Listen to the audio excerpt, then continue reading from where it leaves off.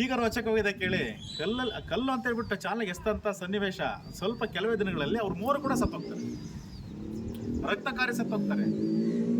ಅದು ನೋಡ್ರಂಥವ್ರು ಈಗಲೂ ಕೂಡ ಇಲ್ಲೇ ಇದ್ದಾರೆ, ರಕ್ತಕಾರಿ ಸತ್ತೋಗ್ತಾರೆ.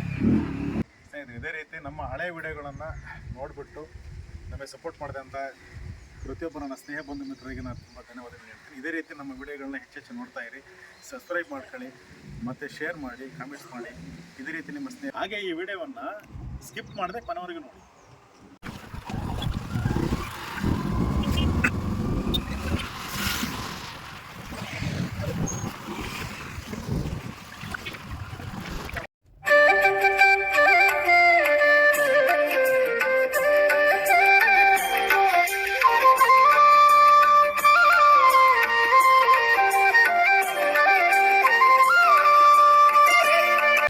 ಇಲ್ಲಿ ನಾಣ್ಣುಡಿ ಅಂತೆ ಅಂದರೆ ಜನಪದರ ಒಂದು ಮಾತಂತೆ.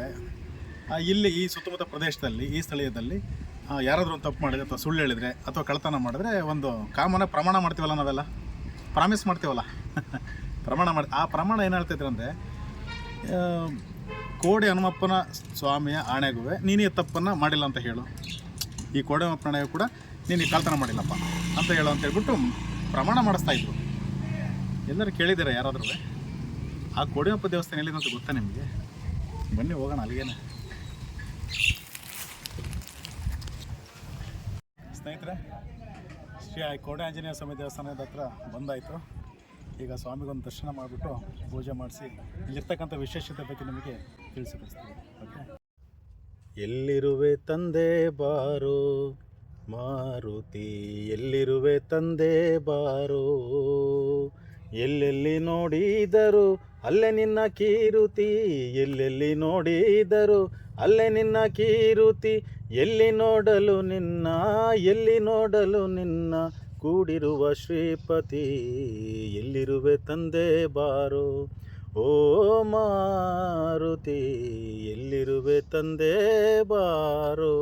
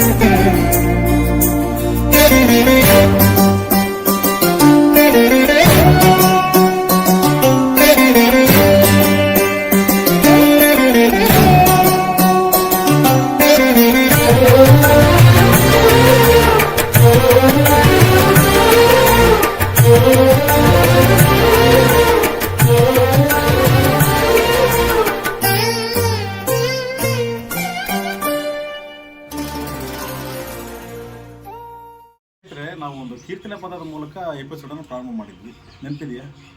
ಆ ಕೀರ್ತನೆಗೂ ಮತ್ತು ಈ ಒಂದು ಕೋಡಿ ಹನುಮಪ್ಪನ ದೇವಸ್ಥಾನಕ್ಕೂ ಅವಿನಾಭಾವದ ಸಂಬಂಧ ಇದೆ ಅಂತ ಹೇಳಿದ್ವಿ. ಆ ಒಂದು ಕೀರ್ತನೆಯ ಸಂಪೂರ್ಣ ಏನು ವಿವರಣೆ ಏನಿದೆ, ಆ ವಿವರಣೆಯ ಮೂಲ ರೂಪದಲ್ಲಿ ಅದಕ್ಕೆ ಅಂಟಿಕೊಂಡಂತಹ ವಿದ್ಯಮಾನಗಳು ಮತ್ತು ಅದಕ್ಕೆ ಸಂಬಂಧಿಸಿದಂಥ ಚಿತ್ರಣದಲ್ಲಿ ಕೆತ್ತಲಾಗಿದೆ. ಆ ಕೀರ್ತನೆಗೂ ಮತ್ತು ಈ ಒಂದು ವಿಗ್ರಹಕ್ಕೆ ಇರ್ತಕ್ಕಂಥ ಸಂಬಂಧ ಏನು ಅಂತ ಹೇಳ್ಬಿಟ್ಟು ಈಗ ಅರ್ಚಕರನ್ನ ಕೇಳ್ಬಿಟ್ಟು ತಿಳ್ಕೊಳ್ಳೋಣ. ಸರ್ ನಮಸ್ತೆ. ಇಲ್ಲಿ ಈ ಒಂದು ವಿಗ್ರಹದ ವಿಶೇಷತೆ ಏನಿದೆ ಅಂತ ಸ್ವಲ್ಪ ತಿಳಿಸ್ಕೊಡ್ತೀರಾ? ಮೊದಲದಾಗಿ ಇದು ರಾಮ ಮತ್ತು ಸೀತೆ ನೆತ್ತೆ ಪಗಡಾಡ್ತಿರ್ತಕ್ಕಂಥ ಸನ್ನಿವೇಶ ಇದು. ಆಮೇಲೆ ರಾವಣಾಸುರ ಮಾಯದಿಂದ ಜಿಂಕೆ ಆಗಿರೋದು, ಇದು ಜಿಂಕೆ ಹೇಳಿದ್ರು. ಎರಡನೇದಾಗಿ ಇದು ಅಶೋಕವನದಲ್ಲಿ ರಾಮ ಇದು ಲಂಕಾಪಟ್ಟಣ ಇದು ಮಾಡ್ಕೊಂಡು ಹೋಗ್ತಿರೋ ಕಡೆ ಇದು ಯುದ್ಧ ಮಾಡ್ತಿದ್ರು ರಾಮ ಲಕ್ಷ್ಮಣರು. ಅದಾದ ನಂತರ ಇಲ್ಲಿದೆಯಲ್ಲ, ಇಲ್ಲಿ ಈ ಲಂಕಾಪಟ್ಟಣಕ್ಕೆ ಹೋಗುವಾಗ ಒಂದು ಸೇತುವೆ ಇದು ನದಿ ಬರುತ್ತೆ, ಅಲ್ಲಿ ಅದಕ್ಕೆ ಸೇತುವೆ ಕಟ್ಟತಕ್ಕಂಥ ವಿಚಾರಣೆ ಇದು. ಈಗ ಡಿಸ್ಕಸ್ ಮಾಡ್ತಾ ಇರೋದು ಹಾ, ಸೇತುವೆ ಹೌದು. ಕಟ್ಟಲಿಕ್ಕೆ ಯಾವ ತರ ಕಟ್ ಇಲ್ಲ, ಪ್ಲಾನಿಂಗ್ ಮಾಡ್ತಾರೆ. ಬಂಡೆಯನ್ನ ಹಾ ಹಾ ತಗೊಂಡು ಹೋಗಿ ಹಾ ಆ ಹಾ ಸೇತುವೆ ಕಟ್ಟಕ್ಕೆ ಇದು ಮಾಡ್ತಾರೆ. ಆಮೇಲೆ ಹ್ಮ್ ಇದು ಏನಿದೆ ಗೊತ್ತಾ, ಆಂಜನೇಯ ಲಂಕಾಪಟ್ಟಣಕ್ಕೆ ಹೋದಾಗ ಮುದ್ದಿನ ಉಂಗುರ ಕೊಡ್ತಾರೆ, ಸೀತಾದೇವಿಗೆ ಮುದ್ದಿನ ಉಂಗುರ ಕೊಡ್ತಾರೆ. ಅದಕ್ಕೆ ಇದು ಈ ಚಿತ್ರ. ಹಾ ಆಮೇಲೆ ಇಲ್ಲಿ ರಾವಣಾಸುರ ಇದಾರಲ್ಲ, ಹಾ ಇಲ್ಲಿ ರಾವಣಾಸುರರು ಮತ್ತೆ ಆಂಜನೇಯ ಯುದ್ಧ ಮಾಡ್ತಿರೋದು. ಇಲ್ಲಿ 10 ತಲೆ ಅದ ನೋಡಿದ್ರು, ಹಾ ಹಾ ಹಾ ಹಾ ಯುದ್ಧ ಮಾಡ್ತಿರೋದು.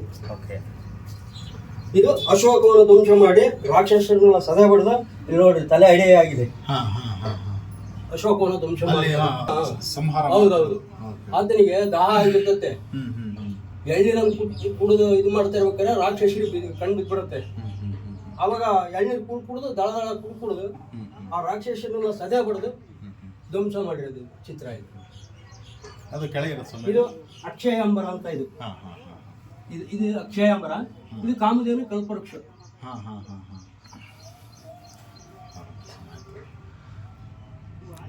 ತುಂಬಾ ವಿಶೇಷವಾಗಿರೋ ವಿಗ್ರಹ. ಹೌದು, ಇದು ಪುರಾತನ ಕಾಲದ ವಿಗ್ರಹ ಇತ್ತು. ಸುಮಾರು ಒಂದು 800 ವರ್ಷದ ಈ ವಿಗ್ರಹ ಇತ್ತು. ರಾಮಾಯಣ ಎಂದು ಇದಾಯ್ತಾ ಅವತ್ತು ಉದ್ಭವ ಆಗಿರೋದು. ಹಾ ಎಲ್ಲ ರೆಡಿ ಆಗಿದೆ ಇದರಲ್ಲಿ. ಮತ್ತೆ ಇನ್ನೊಂದು ವಿಶೇಷತೆ ಏನಪ್ಪ ಈ ಆಂಜನೇಯಲ್ಲಿ ಇರ್ತಕ್ಕದ್ದು ಅಂದ್ರೆ, ಕೆಲವು ಆಂಜನೇಯಗಳು ಗದೆ ಒತ್ತಿರ್ತವೆ ಅಥವಾ ಬೆಟ್ಟ ಒತ್ತಿರ್ತವೆ. ಈತನಲ್ಲಿ ವಿಶೇಷತೆ ಏನಪ್ಪ ಅಂದ್ರೆ ಬಾಳೆಗೊನೆ ಒತ್ತಿದ್ದಾನೆ ಈತ. ಆ ಬಾಳೆಗೊನೆ ವಿಶೇಷತೆ ಏನಪ್ಪ ಅಂದ್ರೆ, ಮಕ್ಕಳಿಲ್ಲ ಅಂದರಿಗೆ ಮಕ್ಕಳ ಆ ಫಲದ ಮೇಲೆ ಮಕ್ಕಳಾದ್ರೆ ಪ್ರಸಾದ ಆದ್ರೆ ಅದು ಕಂಟಿನ್ಯೂ ಅದು ನಿಜವಾಗುತ್ತೆ. ಅಂದ್ರೆ ಬಂದಂತ ಭಕ್ತರಿಗೆ ಅವರ ಕಷ್ಟಗಳಿಗೆ ಫಲವನ್ನು ಕೊಡುವಂಥದ್ದು. ಈ ಬಲಗೈಯಲ್ಲಿ ಹಸ್ತದಲ್ಲಿ ಎಲ್ಲ ದೇವರಿಗೂ ಉರಿ ಹಸ್ತ ಇರುತ್ತೆ, ಈ ತರ ನೇರವಾಗಿರುತ್ತೆ. ಇದಕ್ಕೆ ಈತನ ಹಸ್ತ ಆಕಾಶ ನೋಡುತ್ತಿದ್ದು, ಈತನ ಹಸ್ತ ಆಕಾಶ ನೋಡ್ತೈತೆ. ಈ ಹಸ್ತದೊಳಗೆ ಏನಿದೆಯಪ್ಪ ಅಂದ್ರೆ ವಿಷ್ಣು ಚಕ್ರ ಇದೆ ಇದರಲ್ಲಿ. ಇಲ್ಲಿ ಕ್ಲೀನ್ ಆಗಿ ಕಾಣುತ್ತೆ ಇದ್ರೊಳಗೆ ವಿಷ್ಣು ಚಕ್ರ ಇದೆ. ಬಹಳ ವಿಶೇಷವಾದ ವಿಗ್ರಹ. ವಿಶೇಷವಾದ ವಿಗ್ರಹ. ಇನ್ನೊಂದೇನಪ್ಪ ಅಂದ್ರೆ ಈತನಿಗೆ ಸಿಟ್ಟು ಬರಲ್ಲ. ಹಾ ಸಿಟ್ಟು ಬಂದ್ರೆ ಮಾತ್ರ ಶಿವನಿಗೆ ಹೋಗಿ ಮುಟ್ಟಿ ವಾಪಸ್ ಬರ್ತದೆ ಈತನ. ತುಂಬಾ ಉಗ್ರ ಸ್ವರೂಪಿ. ಹೌದು. ಹಾ ಹಾ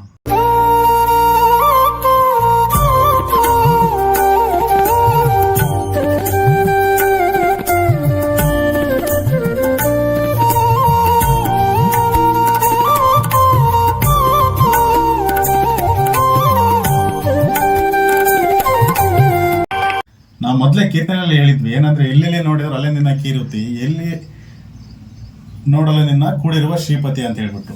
ನೋಡಿ, ಶ್ರೀ ಆಂಜನೇಯ ರಾಮಭಂಟ ಸಂಜೀವರಾಯ ತನ್ನ ಶಿಲ್ಪದ ಸುತ್ತ ಶ್ರೀರಾಮನ ರಾಮಾಯಣದ ಕೆಲವು ಅತಿ ಮುಖ್ಯವಾದ ಭಾಗಗಳನ್ನು ತನ್ನ ಸುತ್ತನೇ ಕೆತ್ಸ್ಕೊಂಡ್ಬಿಟ್ಟಿದ್ದಾನೆ ಕಣ್ರಿ. ತನ್ನ ಜೊತೆಗೆ ತನ್ನ ತಂದೆ ತಾಯಿ ಇರ್ತಕ್ಕಂಥ ಅವ್ನು ತಿಳ್ಕೊಂಡಿದ್ದಂಗೆ ಅಲ್ವಾ, ರಾಮ ಮತ್ತೆ ಸೀತಾ ಮಾತೆ ಇಬ್ಬರು ಕೂಡ ತಂದೆ ತಾಯಿ ಅಂತೇಳಿ ತಿಳ್ಕೊಂಡಾತ ತನ್ನ ಜೀವನವನ್ನು ಕಳೆದಂಥ ವ್ಯಕ್ತಿ. ಸ್ವಾಮಿನಿಷ್ಠೆಗೆ ಹೆಸರುವಾಗಿನೇ ಆಂಜನೇಯ. ಸೊ ಆತ ತನ್ನ ಪೂಜೆಯ ಜೊತೆಗೆ ತನ್ನ ಪ್ರಭುವಾಗಿರ್ತಕ್ಕಂಥ ಶ್ರೀರಾಮಚಂದ್ರ ಮತ್ತು ಸೀತಾಮಾತೆಯ ಅವರಿಗೂ ಕೂಡ ಪೂಜೆ ಇಲ್ಲ ಅನ್ನೋ ದೃಷ್ಟಿಯಿಂದನೇನೋ ತನ್ನ ಸುತ್ತ ಕೆತ್ಸ್ಕೊಂಡಿದ್ದಾನೆ. ಇಂಥ ಒಂದು ಅದ್ಭುತವಾದ ಶಿಲ್ಪ ನೀವು ಕರ್ನಾಟಕದಲ್ಲಿ ಎಲ್ಲಿ ಕೂಡ ಸಿಗೋ ಚಾನ್ಸೇ ಇಲ್ಲ. ಅಂಥ ಅತ್ಯದ್ಭುತವಾದ ಶಿಲ್ಪನ ಇವತ್ತು ನಾವು ಕಡೆಗಣಿಸಿ ಕೂತಿದ್ದೀವಿ. ಅಷ್ಟೇ ಅಲ್ಲ, ಈ ವಿಗ್ರಹದಲ್ಲಿ ನೀವು ಗಮನಿಸಿ ಸ್ನೇಹಿತರೆ, ಎಲ್ಲ ಆಂಜನೇಯನ ವಿಗ್ರಹದಲ್ಲೂ ಕೂಡ ಗದೆಯನ್ನು ಇಟ್ಕೊಂಡಿರ್ತಾರೆ. ಆದರೆ ಈ ವಿಗ್ರಹದಲ್ಲಿ ಬಾಳೆಗೊನೆ ಇದೆ. ಇಷ್ಟು ವಿಶೇಷವಾಗಿರೋಂಥ ವಿಗ್ರಹ ನೀವು ಎಲ್ಲಿ ಕೂಡ ನೋಡ್ಲಿಕ್ಕೆ ಸಾಧ್ಯ ಇಲ್ಲ. ಇದನ್ನ ನೀವು ಇಲ್ಲೇನಾದ್ರೂ ಬಂದಿದ್ದೆ ಆದರೆ ಕಣ್ಣನ್ನ ತುಂಬ್ಕೊಂಡ್ಬಿಟ್ಟು ಕಣ್ಣಲ್ಲಿ ಆನಂದ ಬಾಷ್ಪ ಬರೀತದೆ. ಅಷ್ಟು ಭಕ್ತಿ ಭಾವದಲ್ಲಿ ಇಲ್ಲಿ ಭಕ್ತಿ ಹೊರಮುತ್ತೆ. ಇಂಥ ವಿಶೇಷವಾದಂಥ ವಿಗ್ರಹದಲ್ಲಿ ಶಂಕು ಮತ್ತೆ ಚಕ್ರನು ಕೂಡ ಕೆತ್ತಾಗಿದೆ ಇಲ್ಲೆಲ್ಲ. ನೀವೆಲ್ಲೂ ನೋಡಿರದ ವೀರಮುಡಿಯನ್ನು ಕಟ್ಟಿರ್ತಕ್ಕಂಥ ಅದ್ಭುತವಾದ ಆಂಜನೇಯ ಸ್ವಾಮಿ ವಿಗ್ರಹ. ಕೆಳಗಡೆ ನೋಡಿ ಲಂಕಾ ದಹನ ಆಗ್ತಿರೋ ಅಂಥದ್ದು, ಈ ಕಡೆ ಸೀತಾ ಮುದ್ರಿಕೆಯನ್ನು ಕೊಡ್ತಿರೋ ಅಂಥದ್ದು, ಸೀತೆಗೆ ಮುದ್ರಿಕೆಯನ್ನು ಕೊಡ್ತಿರೋ ಅಂಥದ್ದು, ಈ ಕಡೆ ಒಂದು ಅಶೋಕವನವನ್ನು ಧ್ವಂಸ ಮಾಡ್ತಿರೋ ಅಂಥದ್ದು, ಆಮೇಲೆ ರಾವಣನ ಸಂಹಾರವನ್ನು ಮಾಡ್ತಿರೋ ಅಂಥದ್ದು, ಆ ಅಶೋಕವನವನ್ನು ಸಂಪೂರ್ಣವಾಗಿ ಹಾಳ್ಗೆಡ್ತಂಥ ಒಂದು ಸನ್ನಿವೇಶ. ಅದು ಸೇತುವೆ ಕಟ್ತಾ ಅಂಥದ್ದು ಒಂದು ಎಷ್ಟು ವಿರೋಚಿತವಾಗಿದೆ ಅದು ವಿಗ್ರಹ ಅಂತ ಹೇಳಿದ್ರೆ ನೋಡ್ಬೇಕು ಸ್ನೇಹಿತರೆ. ನೀವೆಲ್ಲ ಬಂದಿಲ್ಲಿ ಸೇತುವೆನ ಕಟ್ಟಲಿಕ್ಕೆ ಕಲ್ಲನ್ನು ಹೊತ್ತು ಹೋಗ್ತಾರೆ ಅಂಥದ್ದು. ಶ್ರೀರಾಮನ ಆಶೀರ್ವಾದ ಪಡೆದ್ಬಿಟ್ಟು ಕಲ್ಲುಗಳನ್ನು ಶ್ರೀರಾಮ ಅಂತ ಹೇಳ್ಬಿಟ್ಟು ಬರದೇನು ನದಿಲಿ ಹಾಕ್ತಾ ಇದ್ರು, ಆ ಸಮುದ್ರದಲ್ಲಿ ಅಂತ ಹೇಳ್ತಾ ಇದ್ರು. ಆ ಒಂದು ಸನ್ನಿವೇಶನ ಕೂಡ ಇಲ್ಲಿ ಬಹಳ ಸ್ಪಷ್ಟವಾಗಿ ಕೆತ್ತಿದ್ದಾರೆ. ಇಷ್ಟು ಅಮೋಘ ವಿಗ್ರಹ ನಮ್ಮ ಕರ್ನಾಟಕದಲ್ಲಿ ಇಡೀ ಮೊದಲು ಕೆತ್ತಿರೋದು. ಅಷ್ಟೇ ಅಲ್ಲ, ಇದು ಐತಿಹ್ಯವಾಗಿ ಗುರ್ಸಕ್ ಹೋದ್ರೆ ಇದು ಸುಮಾರು ಕಾಲಘಟ್ಟ 800 ವರ್ಷ ಅಂತ ಹೇಳ್ತಾರೆ ಸ್ಥಳೀಯರು. ಆದ್ರೆ ಇದು 11 ಮತ್ತು 12ನೇ ಶತಮಾನದ ಹಿಂದೆ ಮುಂದೆ, ಆ ಒಂದು ಕಾಲಗರ್ಭದ ಹಿಂದೆ ಮುಂದೆ ಇದನ್ನು ನಿರ್ಮಾಣ ಮಾಡಿರಬಹುದು. 100ಕ್ಕೆ 100 ಅತಿ ಪುರಾತನವಾದಂತಹ ವಿಗ್ರಹಗಳ ಪಟ್ಟಿಯಲ್ಲಿ ಇದು ಅಗ್ರಸ್ಥಾನ ಆಗಿರೋದ್ರಲ್ಲಿ ತರಹದ ಸಂದೇಹವಿಲ್ಲ. ಸ್ನೇಹಿತರೆ, ಇದು ಸೂಳೆಕೆರೆಯಲ್ಲಿ ಕೋಡ್ಯನಪ್ಪನ ದೇವಸ್ಥಾನದಲ್ಲಿ ಇರ್ತಕ್ಕಂಥ ಒಂದು ಶಿಲಾಶಾಸನ. ಈ ಶಾಸನ ಈಗ ಒಂದು 3.5 ಅಡಿ ಹೈಟಲ್ಲಿದೆ. ಇದು ಬಹುಶಃ ಇದನ್ನು ಕೆಳಗಡೆ ಇರ್ಬೋದು ದೊಡ್ಡದಾಗಿ. ಇದನ್ನು ಉತ್ಖನನ ಮಾಡಿದ್ದೆ ಆದರೆ ಇಲ್ಲಿ ಇರ್ತಕ್ಕಂಥದ್ದು ಏನಾಗಿದೆ, ಈ ಶಿಲಾಶಾಸನ ಏನಕ್ಕೆ ಹಾಕಿದ್ರು, ಇಲ್ಲಿ ಈ ಉದ್ದೇಶ ಏನಿತ್ತು, ಏನು ಈ ದೇವಸ್ಥಾನನ ಯಾರಾದರೂ ದಾನವಾಗಿ ದತ್ತಿಯಾಗಿ ಕೊಟ್ಟಿದ್ರು ಅಥವಾ ಯಾವ್ದಾರ ಒಂದು ಸ್ಮರಣಾರ್ಥಕವಾಗಿ ಕಟ್ಟಿಸಿದ್ರು ಅನ್ನೋದನ್ನು ವಿವರಣೆ ಸಿಗುತ್ತೆ. ವಿಪರ್ಯಾಸ ನೋಡಿ ಹೆಂಗಿದೆ ಅಂತ ಹೇಳಿದ್ರೆ, ಇದೇ ವಿಗ್ರಹ ಬಂಜಕರ ಕೈಗೆ ಸಿಕ್ಬಿಟ್ಟು, ಈ ವಿಕೃತ ಮನಸ್ಸನ ಕೈಗೆ ಸಿಕ್ಬಿಟ್ಟು ಇವತ್ತು ವಿಗ್ರಹ ಸಂಪೂರ್ಣ, ಈ ಒಂದು ಶಿಲಾಶಾಸನ ಸಂಪೂರ್ಣ ಹಾಳಾಗೋಗ್ಬಿಟ್ಟಿದೆ. ಇದರ ಲಿಪಿಗಳಿದೆ ಅಂತ ಇಲ್ಲಿ ಈ ಪ್ಯಾಸೇಜನ್ನು ನೋಡ್ಬೋದು. ಇಲ್ಲಿ ಇರ್ತಕ್ಕಂಥದ್ದು ಲಿಪಿಗಳು ಬರೆದಿರೋಂಥದ್ದು ಇದು. ಅದ್ರಲ್ಲಿ ಏನೂ ಕೂಡ ಒಂದು ಅಕ್ಷರನ ಕೂಡ ಕಾಣ್ತಾ ಇಲ್ಲ, ಅಷ್ಟು ಹಾಳು ಮಾಡ್ಕೊಂಡ್ಬಿಟ್ಟಿದ್ದೀವಿ. ಇದು ನಮ್ಮ ದುರ್ದೈವ. ಮತ್ತು ನಮ್ಮ ಈ ನಾವು ಇತಿಹಾಸವನ್ನ ಕಡೆಗಣಿಸಿದ್ದೀವಿ, ಅದ್ರ ನಿರ್ಲಕ್ಷ್ಯತೆಗೆ ಇದೊಂದು ಸಾಕ್ಷಿ. ನೋಡಿ, ಇಲ್ಲಿ ಸೂರ್ಯಚಂದ್ರ ಇಬ್ಬನು ಕೂಡ ಇಲ್ಲಿ ಕೆತ್ತನೆ ಮಾಡಲಾಗಿದೆ. ಉಬ್ಬು ಶಿಲ್ಪ ಇದು. ಆ ಸೂರ್ಯಚಂದ್ರ ಇರುವವರೆಗೂ ಕೂಡ ಈ ಒಂದು ಪರಮಾತ್ಮನ, ಈ ಒಂದು ದೈವದ ಆಶೀರ್ವಾದದ ಅಡಿಯಲ್ಲಿ ಕೆತ್ತನೆ ಮಾಡಿರೋಂಥದ್ದು. ಅಂದರೆ ಇದನ್ನು ಪ್ರತಿಷ್ಠಾಪನೆ ಮಾಡಿದಂಥ ವ್ಯಕ್ತಿ ಏನಿದ್ದಾರೆ, ಇವರು ಈ ಒಂದು ಭಗವಂತನ ಆಶೀರ್ವಾದದಲ್ಲಿ ಸೂರ್ಯಚಂದ್ರ ಇರುವವರೆಗೂ ಕೂಡ ಅವ್ರ ಹೆಸರು ಅಥವಾ ಅವ್ರ ವಂಶನೋ ಅಜರಾಮರವಾಗಿರಲಿ ಅನ್ನೋ ಉದ್ದೇಶಕ್ಕೆ ಒಂದು ಶಿಲಾಶಾಸನವನ್ನು ಅವತ್ತಿನ ಕಾಲ ಇಟ್ಟಿರ್ತಾರೆ. ಸುಮಾರು ನೆನಪಿರಲಿ, ಇದು ನಾವು ಒಂದು ಕಾಲಘಟ್ಟವನ್ನು ಹೇಳ್ಬೇಕಂತ ಹೇಳಿದ್ರೆ 11ರಿಂದ 12ನೇ ಶತಮಾನ ಅಂತ ಹೇಳ್ಬೋದು. ಅಂದ್ರೆ ವಚನಕಾರ ಇದ್ರಲ್ಲ, ಆ ಒಂದು ಕಾಲಘಟ್ಟದಲ್ಲಿ ಆಗಿರ್ಬೋದು ಅಂತ ಹೇಳ್ಬೋದು. ಅಂದರೆ ಯಾಕೆಂದರೆ ಈ ಒಂದು ಸ್ಥಳದ ವಿಚಾರ ಏನು ಬರುತ್ತೆ, ಈ ಸ್ಥಳದ ಕಾಲಘಟ್ಟ ಇತಿಹಾಸ ಏನಿದೆ, ಈ ಸೂಳೆಕೆ ನಿರ್ಮಾಣ ಮಾಡಿರ್ಬೋದು, ಅಥವಾ ಇದು ಸುತ್ತಮುತ್ತಲ ಅವತ್ತಿನ ಕಾಲದ ವೈಭವೋಪೇತವಾಗಿ ನಡೆದಂಥ ಒಂದು ಸಾಮ್ರಾಜ್ಯ ನಡೆದಿದ್ವಿ. ಇಲ್ಲಿ ಆ ಪಾಳೆಪಟ್ಟುಗಳವೆಲ್ಲ ಇದ್ದಂಥ ಒಂದು ಕಾಲಘಟ್ಟ ಬಂದು 11 ಮತ್ತು 12ನೇ ಶತಮಾನ. ಅದೇ ರೀತಿ ಬನ್ನಿ ಸ್ನೇಹಿತರೆ, ಇಲ್ಲೊಂದು ಇದು ವೀರಗಲ್ಲ ಅಂತೆಲ್ಲ ಗೊತ್ತಾಗ್ತಾ ಇಲ್ಲ, ಇದು ಸೇವಕನ ಒಂದು ಉಪಶಿಲ್ಪ ಅಂತೆಲ್ಲ ಗೊತ್ತಾಗ್ತಾ ಇಲ್ಲ. ಈಗ ಆಂಜನೇಯ ಅಂತ ಹೇಳ್ತಾ ಇದಾರೆ ಇಲ್ಲಿ. ಬಟ್ ಇಲ್ಲಿ ಕೆಲವೊಂದಿಷ್ಟು ಕಾಲ್ಪನಿಕ ಕಥೆಗಳು ಕೂಡ ಈ ತರ ನೋಡಿ, ಇತಿಹಾಸ ಯಾವ ತರ ತಿರ್ಚಿ ಹೋಗುತ್ತೆ ಅಂತ ಸಾಕ್ಷಿ ಇದೇನೆ. ಇದು ಆಕ್ಚುಲಿ ವೀರಗಲ್ಲ ಅಂತ ಹೇಳ್ತಾರೆ ಇತಿಹಾಸ ನಾನು ನೋಡಿರೋ ಮಟ್ಟಿಗೆ. ಇಲ್ಲಿರ್ತಕ್ಕಂಥದ್ನ ಆಂಜನೇಯ ಅಂತಾರೆ, ಕೆಲವರು ಗಣಪತಿ ಅಂತ ಹೇಳ್ತಾರೆ. ಈ ತರ ಆ ಇತಿಹಾಸವನ್ನು ತಿರ್ಚಂತ ಕೆಲಸನ ಕೂಡ ಆಗೋಗ್ಬಿಡುತ್ತೆ. ಇದಕ್ಕೆ ಹೇಳ್ತಾ ಇರೋದು, ಪ್ರತಿಯೊಬ್ಬರಿಗೂ ಕೂಡ ಇತಿಹಾಸದ ಸ್ವಲ್ಪ ಪರಿಕಲ್ಪನೆ ಇರಬೇಕು. ಇರ್ತಕ್ಕಂಥ ಇತಿಹಾಸದ ಮೂಲ ಐತಿಹ್ಯಗಳನ್ನ ನಾವು ಗುರುತಿಸಬೇಕು, ಐತಿಹ್ಯಗಳನ್ನ ಉಳಿಸ್ಕೊಳ್ಳೋಂಥ ಪ್ರಯತ್ನ ನಾವು ಮಾಡಬೇಕು ಅಂತ ಹೇಳ್ಬಿಟ್ಟಿಲ್ಲ ಅಂತೇಳಿ ಇತಿಹಾಸ ಬೇರೆ ಥರನೇ ತಿರ್ಚಿ ಹೋಗ್ಬಿಡುತ್ತೆ. ಬನ್ನಿ, ಇದೇ ಥರ ಮುಂದೆ ಹೋಗೋಣ. ಗಮನ ಇಟ್ಟು ನೋಡಿ, ನಮ್ಮ ಜಿಲ್ಲೆಯಲ್ಲೇನೆ ನಾವು ನೋಡಿದ ಮಟ್ಟಿಗೆ, ನಾನು ಇರೋ ಮಟ್ಟಿಗೆ ನೀವು ಎಲ್ಲೂ ನೋಡಿದಿರೋಂಥ ಒಂದು ಅತ್ಯಮೂಲ್ಯವಾದಂಥ ವೀರಗಲ್ಲು ಇದು ಗಂಡುಗಲಿ ಕುಮಾರರಾಮ. ಇವತ್ತು ಹೇಳ್ತೀವಲ್ಲ ನಾವು ಗಂಡುಗಲಿ ಕುಮಾರರಾಮ ಅಂತ ಹೇಳ್ತೀವಲ್ಲ, ಅವರ ಕಾಲಘಟ್ಟದಲ್ಲಿ ಈ ಥರ ವೀರಗಲ್ಲುಗಳನ್ನ ಕಾಣ್ಬೋದಾಗಿತ್ತು. ಅಂದರೆ ಅವತ್ತು ಬಿಲ್ಲು ಮತ್ತು ಬತ್ತಳಿಗಳನ್ನ ಅತಿ ಹೆಚ್ಚು ಪ್ರಯೋಗ ಮಾಡ್ತಾ ಇದ್ರು ಶತ್ರುಗಳ ಮೇಲೆ. ಇವತ್ತಿಗೆ ನೋಡ್ತಾ ಇರಿ, ಒಂದು ವೀರಗಲ್ಲು, ಇಲ್ಲೊಬ್ಬ ವೀರ, ಈತನ ಹೆಸರು ಗೊತ್ತಿಲ್ಲ, ಯಾರು ಅಂತಲೂ ಗೊತ್ತಿಲ್ಲ ನಮಗೆ. ಯಾಕಂದ್ರೆ ಅಷ್ಟು ಹಾಳಾಗೋಗಿದೆ ನೋಡಿ. ಎಷ್ಟು ನಮಗೆ ಬೇಜಾರಾಗುತ್ತೆ ಅಂತ ಹೇಳಿದ್ರೆ, ಇಷ್ಟು ಇತಿಹಾಸವನ್ನು ಕಡೆಗಣಿಸ್ಬಿಟ್ಟು ಇಷ್ಟು ಈ ಒಂದು ಅದ್ಭುತವಾದ ಶಿಲ್ಪ ರೀ ಇದು, ಅದ್ಭುತವಾದ ಶಿಲ್ಪ. ಈ ವೀರ ಯಾರು, ಯಾವ ವೀರಾವೇಶದಲ್ಲಿ ಹೋರಾಟ ಮಾಡ್ತಿರೋದು ನಮಗೆ ಕಣ್ಮುಂದೆನೇ ಕಾಣ್ತಾ ಇದೆ ನೋಡಿ. ಈ ಕಡೆ ಮುಡಿಯನ್ನು ಕಟ್ಟಿರೋಂಥದ್ದು, ಮುಂದಿರ್ತಕ್ಕಂಥ ಮುಖ ಇದು.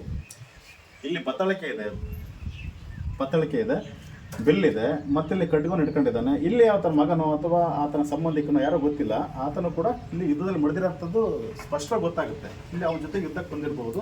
ಆದರೆ ಕೆಳಗಡೆ ತನ್ನ ಶತ್ರುವನ್ನು ನಾಶ ಮಾಡಿ ಸಾಯಿಸ್ಬಿಟ್ಟು ಕೊಂದು ಹಾಕಿ ಅವನ ಮೇಲೆ ನಡ್ಕೊಂಡು ಹೋಗ್ತಿರೋ ಅಂಥದ್ದು ವೀರಾವೇಶದಲ್ಲಿ ಹೋಗಿರ್ತಕ್ಕಂಥದ್ದು ಒಂದು ವಿಗ್ರಹವನ್ನು ನಾವಿಲ್ಲಿ ಕಾಣ್ಬೋದು.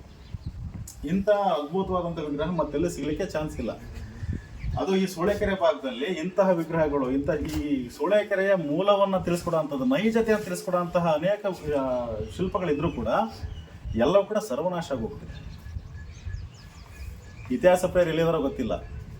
ಐತಿಹ್ಯವನ್ನು ಉತ್ಕಲನ ಮಾಡ್ತಕ್ಕಂಥ ಇಲಾಖೆಗಳು ಕಣ್ಣು ಮುಚ್ಕೋತಿದ್ದಾರೆ. ಯಾವುದೋ ಬೇರೆ ಎಲ್ಲೋ ಪ್ರಚಿತದಲ್ಲಿರ್ತಕ್ಕಂಥವನ್ನ ಉತ್ಕಲನ ಮಾಡೋದಷ್ಟೇ ಅಲ್ಲ, ನೋಡಿ ಅಳಿದು ಹೋಗ್ತಿರ್ತಕ್ಕಂಥವು ನಮ್ಮ ಚನ್ನಗಿರಿ ತಾಲೂಕಿನ ಬಹಳ ಅತಿ ಮೂಲವಾಗಿರ್ತಕ್ಕಂಥದ್ದು, ಐತಿಹ್ಯವನ್ನು ಗುರುತಿಸ್ಕೊಡೋ ಅಂಥದ್ದು ಇವತ್ತು ಈ ಒಂದು ಕಡೆಗಣದ ಮಟ್ಟಕ್ಕೆ ನಾವು ತಂದಿಟ್ಟಿದ್ದೀವಿ. ಇದಕ್ಕೆ ಜವಾಬ್ದಾರಿ ಬೇರೆ ಅಲ್ಲ, ನಾವು ಸಂರಕ್ಷಣೆ ಮಾಡ್ಕೊಂಡಿದ್ದೀವಿ, ಅವೆಲ್ಲ ಸಿಗ್ತಾ ಇದ್ವು. ಇದು ನಮ್ಮ ಮೂಲ ಪುರುಷರ ಇತಿಹಾಸವನ್ನು ನಾವು ತಿಳ್ಕೊಬೋದಾಗಿತ್ತು. ಅದು ನಮ್ಮ ಚನ್ನಗಿರಿ ತಾಲೂಕಿನ ಅತಿ ಪುರಾತನವಾದಂತಹ ಅತಿ ದೊಡ್ಡದಾದಂತಹ ಆಂಜನೇಯ ವಿಗ್ರಹ ಇರತಕ್ಕಂಥದ್ದು ಕೆರೆ ಬೀಳ್ಸಿದೆ. ಇದು ಯಾರಿಗಾದ್ರೂ ಗೊತ್ತಾ? ಸುಮಾರು 100 ಕಿಲೋಮೀಟರ್ ಹೋಗ್ಬಿಟ್ಟು ಆಂಜನೇಯ ದರ್ಶನ ಮಾಡ್ಕೊಂಡ್ ಬರ್ತೀರಾ. ಇದ್ರ ಐತಿಹ್ಯ ಗೊತ್ತಾ?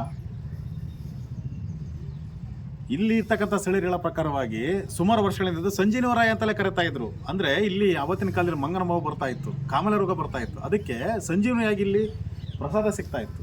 ಇಲ್ಲಿ ಬಂದು ನಡ್ಕೊಂಡದ್ದಾಗಿದ್ರೆ, ಪೂಜೆ ಮಾಡಿಸಿದ್ದಾಗಿದ್ರೆ ಅವಾಗ ಕಾಯಿಲೆ ವಾಸಿ ಹೋಗಿ ಬಿಡ್ತಾ ಇತ್ತು. ಅಷ್ಟು ನಂಬಿಕೆಯಿಂದಿದ್ದಂಥ ಒಂದು ಕಾಲಘಟ್ಟದಲ್ಲಿ ಆಂಜನೇಯ ಸ್ವಾಮಿ ದೇವಸ್ಥಾನ ಕೇವಲ ಕಲ್ಲಲ್ಲಿ ಮಾತ್ರ ಮುಚ್ಚಿತ್ತು, ಚಾವಣಿಯಿಂದ. ಬೇರೆ ಏನಿರಲಿಲ್ಲ, ಇಲ್ಲಿ ಕಲ್ಲು ಚಾವಣಿ ಅಷ್ಟೇ. ಏನು ನೋಡ್ತಾ ಇದ್ದೀರಿ, ಈ ಒಂದು ಭೂ ಪ್ರದೇಶ ಕಾಣ್ತಿದೆಯಲ್ಲ, ಇದೆಲ್ಲ ಸಂಪೂರ್ಣ ಬರಡು ಆಗಿತ್ತು. ಬನ್ನಿ ಒಂದ್ಸಾರಿ ಭೇಟಿ ಕೊಡಿ, ಸಂಬಂಧಪಟ್ಟ ಇಲಾಖೆಯವರಾಗಿರ್ಬೋದು ಅಥವಾ ಸಂಬಂಧಪಟ್ಟಂಥ ವ್ಯಕ್ತಿಗಳಾಗಿರ್ಬೋದು. ಇಲ್ಲಿ ನಡೆದಂಥ ಒಂದು ನೈಜ ಘಟನೆ, ಇವತ್ತಿನ ಕಾಲಘಟ್ಟದಲ್ಲಿ ನಡೆದಂಥ ಒಂದು ನೈಜ ಘಟನೆಯನ್ನು ನಿಮಗೆ ಹೇಳಿದ್ದೆ. ಆದರೆ ಆಂಜನೇಯ ಸ್ವಾಮಿ ಇಲ್ಲಿ ಸ್ಥಳೀಯರ ಪ್ರಕಾರವಾಗಿ ಇಲ್ಲೊಂದು ಭೂತಪ್ಪ ದೇವಸ್ಥಾನ ಇದೆ, ಭೂತರಾಜ ಇಲ್ಲಿದೆ ಒಂದು ದೇವಸ್ಥಾನ. ಇಲ್ಲಿ ಒಂದು ಅದನ್ನು ವಿಡಿಯೋದಲ್ಲಿ ಹಾಕ್ತೇವೆ ನಾವು. ಆ ಭೂತರಾಜ ದೇವಸ್ಥಾನ, ಆ ಒಂದು ವಿಗ್ರಹವನ್ನು ವಿಕೃತ ಮನಸ್ಸಿನ ವ್ಯಕ್ತಿಗಳು ಆ ವಿಗ್ರಹವನ್ನು ತಗೊಂಡು ಹೋಗ್ಬಿಟ್ಟು ಅದೊಂದು ಕಲ್ಲು ಅಂತ ಹೇಳ್ಬಿಟ್ಟು ಚಾನಲ್ಗೆ ಎಸ್ತಿದ್ರಂತೆ. ಈಗ ರೋಚಕವಾಗಿದೆ ಕೇಳಿ.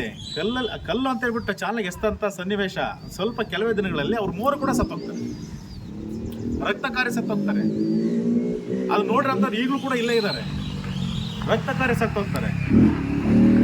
ಆ ಒಂದು ಮಹಿಮೆಯನ್ನು ಅರ್ಥ ಮಾಡ್ಕೊಂಡವರು, ಆ ಸ್ವಾಮಿಯ ಒಂದು ಶಕ್ತಿ ಅರ್ಥ ಮಾಡ್ಕೊಂತ ಆ ಮನೆಯವರು ಮತ್ತೆ ಆ ವಿಗ್ರಹವನ್ನು ಪತ್ತೆ ಹಚ್ಚಿಬಿಟ್ಟು ತೊಗೊಂಡು ಬಂದು ಮತ್ತೆ ಮರುಪ್ರತಿಷ್ಠಾಪನೆಯನ್ನು ಮಾಡ್ತಾರೆ ಇಲ್ಲಿ. ಅದು ಇವತ್ತಿನ ಕಾಲದಲ್ಲಿ ನಡೆದಂತಹ ಸನ್ನಿವೇಶ ಇದು. ಇಲ್ಲಿ ಯಾರಾದರೂ ಭೇಟಿ ಕೊಟ್ಟಿದ್ದಾರಾ? ಇವತ್ತು ಈ ಪರಿಸ್ಥಿತಿ ಇರಬೇಕಾ? ಒಂದು ಧಾರ್ಮಿಕವಾಗಿ ಹೇಳ್ಬೇಕಂತ ಹೇಳಿದ್ರೆ ಇದು ಹೇಳಲಿಕ್ಕೆ ನಿಮಗೆ ನನಗೂ ಕೂಡ ಅಸಹ್ಯ ಅನಿಸುತ್ತೆ. ಧಾರ್ಮಿಕವಾಗಿ ನಾವೆಲ್ಲೋ ರಾಜಾರೋಷವಾಗಿ ಒಂದು ಜೈಕಾರ ಹಾಕೊಂಡು ಕೂಗಿ ಕುಣಿತೇವೆ. ಇವತ್ತಿನ ಕಾಲದಲ್ಲಿ ಈ ಕಾಲಘಟ್ಟದಲ್ಲಿ ಬಂದು ನೋಡಿ ಇಲ್ಲಿ ದೇವಸ್ಥಾನವನ್ನು, ನಿಮ್ಮದೇ ದೇವಸ್ಥಾನ ಇದು, ಬೇರೆ ಏನಲ್ಲ. ಇಲ್ಲಿರ್ತಕ್ಕಂಥ ಐತಿಹ್ಯಗಳು ನಿಮ್ಮ ಕರ್ನಾಟಕದ ಮೂಲೆ ಹುಡುಕಿದ್ರು ಕೂಡ ಆಂಜನೇಯ ಸ್ವಾಮಿ ದೇವಸ್ಥಾನದಲ್ಲಿ ಈಗಿನ ಕಾಲಘಟ್ಟದಲ್ಲಿ ಸಿಗುತ್ತೆ. ಆದರೆ ಶರಣರ ಕಾಲದಲ್ಲಿ ಇರ್ತಕ್ಕಂಥ ವಿಗ್ರಹ ಖಂಡಿತವಾಗಿ ಇಲ್ಲ. ಸುಮಾರು 11-12ನೇ ಶತಮಾನ ಅಂತ ಹೇಳಿದ್ರೆ ನೀವೇ ಅರ್ಥ ಮಾಡ್ಕೊಳ್ಳಿ ಎಷ್ಟು ವರ್ಷದ ಹಿಂದಿನ ದೇವಸ್ಥಾನ ಆಗಿರ್ಬೋದು ಅಂತೇಳಿ. ಇನ್ನೊಂದು ನಿಮ್ಗೆ ಭಾಳ ಆಶ್ಚರ್ಯ ಪಡಬೇಕಾದಂಥ ಸಂಗತಿ ಹೇಳ್ತೀನಿ ಸ್ನೇಹಿತರೆ. 1960ನೇ ಇಸುವೆಯಿಂದ ಹಿಂಭಾಗದಲ್ಲಿ ನೀವೀಗ ನೋಡ್ತಿರ್ತಕ್ಕಂಥ ಈ ಪ್ರದೇಶ ಏನಿದೆ, ಈ ಪ್ರದೇಶದಲ್ಲಿ ಕರ್ನಾಟಕದಲ್ಲಿ ನಡೀತಿರ್ತಕ್ಕಂಥ ಅತಿ ಪ್ರಖ್ಯಾತವಾದಂತಹ ಮತ್ತು ಅಷ್ಟೇ ಒಂದು ಹೆಸರು ಮಾಡಿದಂತಹ ಈ ಜಾನುವಾರುಗಳ ಸಂತೆ ನಡೀತಾ ಇತ್ತು, ಎತ್ತುಗಳ ಸಂತೆ ನಡೀತಾ ಇತ್ತು. ಇಲ್ಲಿ ಸರಿಸುಮಾರು 100 ಜನ ಇಲ್ಲಿ ಅವತ್ತಿನ ದಿವಸ ಇಲ್ಲಿ ಬರ್ತಾ ಇದ್ರು, 1000 ರಾಸುಗಳು ಇಲ್ಲಿ ಬರ್ತಾ ಇದ್ರು. ಇಲ್ಲಿ ಈ ದನದ ಜಾತ್ರೆ ನಡೀತಾ ಇತ್ತು. ಇವತ್ತು ನಾವು ಈ ಸೂಳೆಕೆರೆ ಸಿದ್ದಪ್ಪ ಅಂತ ಹೇಳ್ತೀವಿ, ಅಲ್ಲಿ ಜಾತ್ರೆ ಆಗುತ್ತೆ, ನಿಮಗೆ ಗೊತ್ತಿರ್ಬೋದು. ಆ ಜಾತ್ರೆಯನ್ನು ಮುಗಿಸ್ಕೊಂಡಂಥ ಸೂಳೆಕೆರೆ ಸಿದ್ದಪ್ಪ ತಮ್ಮ ಕಾಣಿಕೆಯನ್ನು ಮುಗಿಸ್ಕೊಂಡ್ಬಿಟ್ಟು ಅಲ್ಲಿಂದ ಸೀದಾ ಪಲ್ಲಕ್ಕಿಲಿ ಸೀದಾ ಇಲ್ಲಿ ಬರ್ತಾ ಇದ್ರು. ಈ ಪ್ರದೇಶಕ್ಕೆ ಬಂದ್ಬಿಟ್ಟು ಇಲ್ಲಿ ಕೂರ್ತಾ ಇತ್ತು. ಇನ್ನೊಂದು ಆಶ್ಚರ್ಯಕರ ಸಂಗತಿ ಏನಂತ ಹೇಳಿದ್ರೆ ಸ್ನೇಹಿತರೆ, ಈ ಪ್ರದೇಶದಲ್ಲಿ ಕೂರ್ಬೇಕಾದ್ರೆ ಈ ಬೇಸಿಗೆ ಕಾಲ ಆಗಿರ್ತಾ ಇತ್ತು. ಅಂದರೆ ಇದೇ ಕಾಲಮಾನದಲ್ಲಿ ಸೂಳೆಕೆರೆ ಸಿದ್ದಪ್ಪ ಪಲ್ಲಕ್ಕಿಯಲ್ಲಿ ತನ್ನ ಪೂಜೆನ ಮುಗಿಸ್ಕೊಂಡು ರಥೋತ್ಸವ ಮುಗಿಸ್ಕೊಂಡು ಪಲ್ಲಕ್ಕಿಯಲ್ಲಿ ಇಲ್ಲಿಗೆ ಕಾಣಿಕೆ ಮುಗಿಸ್ಕೊಂಡು ಪಲ್ಲಕ್ಕಿಯಲ್ಲಿ ಇಲ್ಲಿ ಬಂದು ಮುಂಗಾರು ಮಳೆ ಬೀಳುವವರೆಗೂ ಕೂಡ ಇಲ್ಲಿ ವಾಸವಾಗಿರ್ತಾ ಇತ್ತು, ಇಲ್ಲಿ ಕೂರಿಸ್ತಾ ಇದ್ರು. ಸುಮಾರು 1-1.5 ತಿಂಗಳು ಮಳೆ ಬೀಳೋ ತನಕ ಹೋಗ್ತಿರ್ಲಿಲ್ಲ. ಅಲ್ಲಿವರೆಗೂ ಕೂಡ ಇಲ್ಲಿ ಸರಾಗವಾಗಿ ಎತ್ತಿನ ಜಾತ್ರೆ ನಡೀತಾ ಇತ್ತು, ಜಾನುವಾರುಗಳ ಜಾತ್ರೆ ನಡೀತಾ ಇತ್ತು. ಇದು ನಿಮಗೆ ಸಾಧ್ಯ ಇದೆ ನಂಬಲಿಕ್ಕೆ? ಇಷ್ಟು ವಿಶೇಷವಾಗಿರ್ತಕ್ಕಂಥ ದೇವಸ್ಥಾನ. ಅಷ್ಟೇ ಅಲ್ಲ ಸ್ನೇಹಿತರೆ, ಈ ಒಂದು ದೇವಸ್ಥಾನ ನಿರ್ಮಾಣ ಮಾಡೋಕೆ ಒಂದು ನಿರ್ಮಾಣ ಮಾಡಬೇಕಾದ್ರೆ ಒಂದು ಕಥೆನ ಹೇಳ್ತಾರೆ. ಈ ದೇವಸ್ಥಾನವನ್ನು ನಿರ್ಮಾಣ ಮಾಡ್ತಾರೆ. ಇವತ್ತೇನು ಮೂರ್ತಿ ಇದೆ, ಈ ಮೂರ್ತಿಯ ಕೆಳಭಾಗದಲ್ಲಿ 7 ಕೊಪ್ಪರಿಗೆ ಅಷ್ಟು ದ್ರವ್ಯ ನಗನಾಣ್ಯವನ್ನು ಇಟ್ಟಿದ್ರು ಅಂತ ಹೇಳ್ತಾರೆ, ವಾಸ್ತುಗೋಸ್ಕರ. ಇವು ನೋಡ್ತಕ್ಕಂಥ 2 ಶಿಲ್ಪಗಳು ನೋಡ್ತಾ ಇದ್ದಾರೆ. 2 ಶಿಲ್ಪಗಳು ಕೂಡ ಇದನ್ನ ದೇವಸ್ಥಾನ ಕಟ್ಟಬೇಕಾದ್ರೆ ಅದಕ್ಕೆ ಅವರು ದಾನದತ್ತಿ ಕೊಟ್ಟಿರೋಂಥ ವಿಗ್ರಹಗಳಾಗಿರ್ಬೋದು. ಅತಿ ವೀರಾವೇಶದಿಂದ ಹೋರಾಟ ಮಾಡಿ ದೇವಸ್ಥಾನ ಉಳಿಸ್ಕೊಂಡಿರ್ಬೋದು ಅವತ್ತಿನ ಕಾಲದಲ್ಲಿ. ಸೂಳೆಕೆರೆ ಸಿದ್ದಪ್ಪ ಇವತ್ತು ನಾವು ನೋಡ್ತೀವಿ. ಈ ಸೂಳೆಕೆರೆಯ ಕೋಡಿ ಹನುಮಪ್ಪ ಅಂತ ಏನು ಕರಿತೀವಿ, ಅದಕ್ಕೊಂದು ಉಲ್ಲೇಖ ಇದೆ. ಕೋಡಿ ಹನುಮಪ್ಪ ಅಂದರೆ ಸೂಳೆಕೆರೆ ನೀರು ತುಂಬಿದಾಗ ಸಂಪೂರ್ಣವಾಗಿ ತುಂಬಿದ ನೀರು ಹೊರಗೆ ಹೋಗ್ಲಿಕ್ಕೆ ಅವತ್ತಿನ ಕಾಲದಲ್ಲಿ ಕೋಡಿ ಅಂತ ಇದ್ರೆ, ಇವತ್ತು ಹೆಚ್ಚುವರಿ ನೀರು ಹೋಗುತ್ತಲ್ವ, ಆ ಹೆಚ್ಚುವರಿ ಹೋಗ್ಲಿಕ್ಕೆ ಮಾಡಿರ್ತದೆ ಕೋಡಿ ಅಂತ ಕರಿತೀವಿ ಆ ಹಳ್ಳಿ ಭಾಷೆಯಲ್ಲಿ. ಆ ಕೋಡಿ ಈ ಬೀಳ್ತಕ್ಕಂಥ ಪ್ರದೇಶ ಅದೇನೆ. ಅಲ್ಲಿ ತೋರಿಸಿ ಸ್ವಲ್ಪ. ಆ ಪ್ರದೇಶದಲ್ಲಿ ಕೋಡಿ ಬೀಳುತ್ತೆ. ಕೋಡಿಯ ಪಕ್ಕ ಆಂಜನೇಯ ಸ್ವಾಮಿಯ ದೇವಸ್ಥಾನವನ್ನು ನಿರ್ಮಾಣ ಮಾಡಿರೋಂಥದ್ದು. ಬಹುಶಃ ನಾನು ಕೇಳಿರೋ ಮಟ್ಟಕ್ಕೆ ಇಷ್ಟು ವಿಶೇಷತೆ ಇರ್ತಕ್ಕಂಥ ಆಂಜನೇಯನ ದೇವಸ್ಥಾನ ನೋಡಿಲ್ಲ. ಭಗವಂತ ಕೆರೆ ನಿರ್ಮಾಣ ಆಗಿದೆ, ಕೆರೆಯ ಸಂಪೂರ್ಣವಾದಂಥ ಅಚ್ಚುಕಟ್ಟ ಪ್ರದೇಶದಲ್ಲಿ ಕೆರೆ ನಿರ್ಮಾಣ ಆಗಿದೆ, ಕೆರೆ ತುಂಬಿದೆ. ಇವತ್ತು ಭೂಭಾಗ ಸಂಪೂರ್ಣವಾಗಿ ಮಳೆಯಿಂದ ಭರ್ತಿಯಾಗಿದೆ. ಮಳೆರಾಯ ತುಂಬ ಸಮೃದ್ಧಿ ಮಳೆಯನ್ನು ಕೊಟ್ಟಿದ್ದಾನೆ. ಕೋಡಿ ಬಿದ್ದಿದೆ, ಇದನ್ನು ನೀನು ಕಾಪಾಡ್ಕೋಬೇಕು. ಕೆರೆ ಒಡೆದ ಹಾಗೆ ಬಿದ್ದಂಥ ಕೋಡಿಯ ನೀರು ಯಾವ ಭೂಪ್ರದೇಶಕ್ಕೆ ಹೋಗ್ಬಿಟ್ಟು ರೈತರ ಬೆಳೆನ ನಾಶ ಮಾಡದೇ ಇರಲಿ, ನೀನು ಅವರಿಗೆ ಬಲವಾಗಿರು ಅಂತ ಹೇಳ್ಬಿಟ್ಟು ಆ ದೃಷ್ಟಿಯಿಂದನೋ ಏನೋ ಇವತ್ತು ಇಲ್ಲಿ ನಿರ್ಮಾಣ ಮಾಡಿರುತ್ತದೆ ಆಂಜನೇಯ ಸ್ವಾಮಿಯನ್ನು. ಅಷ್ಟೇ ಅಲ್ಲದೆ ಅವತ್ತು ಕೋಡಿ ಬಿದ್ದಂಥ ಸಂದರ್ಭದಲ್ಲಿ ಇಲ್ಲಿ ಈ ತಾಲೂಕಿನ ಇಲ್ಲಿ ಸ್ಥಳೀಯರಾಗಿರ್ತಕ್ಕಂಥವ್ರು, ಪ್ರತಿಯೊಂದು ಊರಲ್ಲಿರ್ತಕ್ಕಂಥವ್ರು ಕೂಡ ಎತ್ತಿನಗಾಡಿಯಲ್ಲಿ ತನ್ನ ಸಕುಟುಂಬ ಸಮೇತರಾಗಿ ರೊಟ್ಟಿ ಬುತ್ತಿ ಊಟನ ಕಟ್ಕೊಂಡು ಬಂದು ಈ ಒಂದು ಪ್ರದೇಶದಲ್ಲಿ ಊಟ ಮಾಡ್ತಾ ಇದ್ವಿ ಸಮೃದ್ಧಿಯಿಂದ. ಇವತ್ತು ಮಳೆಗಾಲ ತುಂಬ ಚೆನ್ನಾಗಿದೆ, ನಾವು ತುಂಬ ಚೆನ್ನಾಗಿ ಜೀವನ ಮಾಡ್ತಿದ್ದೀವಿ. ಆ ಒಂದು ಕೃತಜ್ಞತಾ ಮನೋಭಾವದಿಂದ ಇಲ್ಲಿ ಬಂದು ಸ್ವಾಮಿಗೆ ತಮ್ಮ ದೈನತಾ ಮನೋಭಾವದಲ್ಲಿ ತಮ್ಮ ಭಕ್ತಿಯನ್ನು ಸಮರ್ಪಣೆ ಮಾಡ್ತಾ ಇದ್ರು, ಕೃತಜ್ಞತೆ ಹೇಳ್ತಾ ಇದ್ರಿ.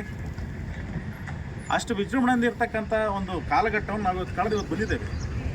ಇವತ್ತು ಅವತ್ತಿನ ಕಾಲಘಟ್ಟದಲ್ಲಿ ನಡೆದಂಥ ಅನೇಕ ವಿಚಾರಗಳನ್ನ ಇವತ್ತು ನಾವು ಕಡೆಗಣಿಸಿ ಇವತ್ತು ನಾವು ಆಂಜನೇಯ ಸ್ವಾಮಿ ದೇವಸ್ಥಾನವನ್ನು ಇಷ್ಟು ಶೋಚನೀಯ ಪರಿಸ್ಥಿತಿ ತಂದಿಟ್ಟಿದ್ದೀವಿ. ಯುವಶಕ್ತಿ ನಾವು ಏನೆಲ್ಲ ಇವತ್ತಿನ ಕಾಲದಲ್ಲಿ ನಮ್ಮ ಜೀವನದ ವೈಭವೀಕರಿಸೋಕ್ಕೋಸ್ಕರ ಏನು ಬೇಕಾದ್ರೂ ಮಾಡ್ಬೋದು.